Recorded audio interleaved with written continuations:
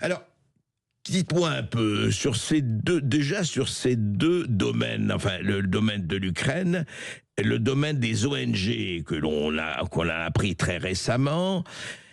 On voudrait savoir du point de vue de la mécanique, comment ça se passe, comment les décisions sont prises et surtout comment il se fait qu'on arrive à des pressions que la Commission européenne demande à des ONG et paye des ONG pour faire pression sur les députés européens. Expliquez-nous, ça paraît ressortir un peu des contes des mille et une nuits, mais ce n'est pas le cas. Alors, Monsieur Berkoff, vous avez bien raison de poser cette question qui m'oblige à dire aux auditeurs, s'ils ne l'avaient pas déjà compris, qu'il n'y a pas d'argent magique. C'est-à-dire que sous la Commission de Bruxelles, il n'y a pas une cave dans laquelle on fabrique de l'argent. À chaque fois que nous parlons d'argent européen qui est donné, c'est votre argent, c'est mon argent, c'est celui des auditeurs et de tous les citoyens européens. Alors, vous m'avez interrogé d'abord sur l'Ukraine et je voudrais vous montrer un document qui illustre parfaitement le problème que nous avons. Voilà. Oui. Ce document, c'est celui-ci. C'est un document qui a été rédigé par la Cour des comptes de l'Union européenne en 2021, donc avant la guerre. Il est intitulé « Réduction de la grande corruption en Ukraine ». Voilà. Donc, à l'époque, on se disait déjà qu'il y avait un problème puisqu'il s'agissait pour la Cour des comptes de savoir ce qu'étaient devenus 17 milliards d'euros qui avaient été donnés. Et la Cour des comptes... Donnés à l'Ukraine, c'est ça. Avant 2022, hein, c'est bien ça. Absolument. D'accord. Absolument. Et la Cour des comptes européenne faisait déjà le constat de ce que cet argent était devenu totalement intraçable et faisait l'hypothèse d'une corruption. Voilà de quoi nous parlons. D'accord. Alors, aujourd'hui, on en est à 130 milliards à peu près, hein, pour faire court.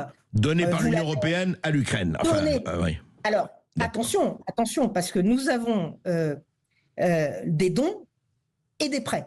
Et des prêts, voilà. Oui, bien sûr. Alors, des dons, évidemment, hein, je ne vous fais pas un dessin, cet argent ne le reverra évidemment jamais. Et les prêts, probablement qu'on ne les reverra pas. Ceci, d'ailleurs, ne sort pas de ma réflexion. Ceci sort également de la Cour des comptes européenne qui, comme c'est son devoir, évalue, si vous voulez, le degré de risque à chaque fois qu'on concède un prêt. Ouais, évidemment, le risque que ce prêt ne soit pas remboursé est tout à fait majeur. Et ce qui est tout à fait incroyable, c'est que finalement, l'aide militaire que nous avons apportée à l'Ukraine, c'était à peu près 45 milliards d'euros. L'essentiel de l'argent que nous donnons étant l'aide économique et humanitaire. Et à ce titre, à la fin de l'année dernière, en 2024, on nous a demandé de faire une rallonge. Alors, la rallonge pour payer les frais de l'État ukrainien, c'est-à-dire les hôpitaux, les fonctionnaires, etc.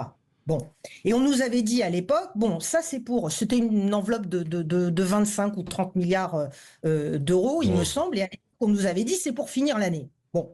Et puis là, on va pas tarder à nous réclamer 40 milliards au titre de 2025, parce que ces gens-là existent. Ce qui fait que si vous voulez que, en dépit de toute la compassion naturellement qu'on peut avoir, hein, bien sûr.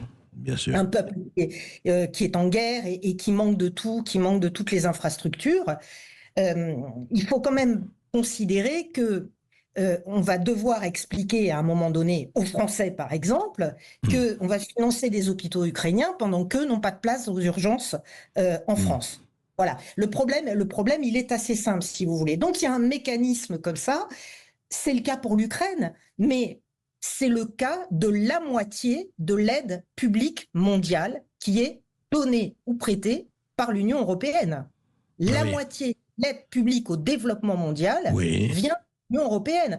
On se souvient par exemple... Vous voulez dire la moitié de toute l'aide publique mondiale, pas spécialement à l'Ukraine, mais aux pays en développement ou en pays... Absolument, absolument. Absolument. Ah oui, d'accord. Donc, si vous voulez, nous distribuons des petits pains qui eux, malheureusement, ne se reproduisent pas tout seuls.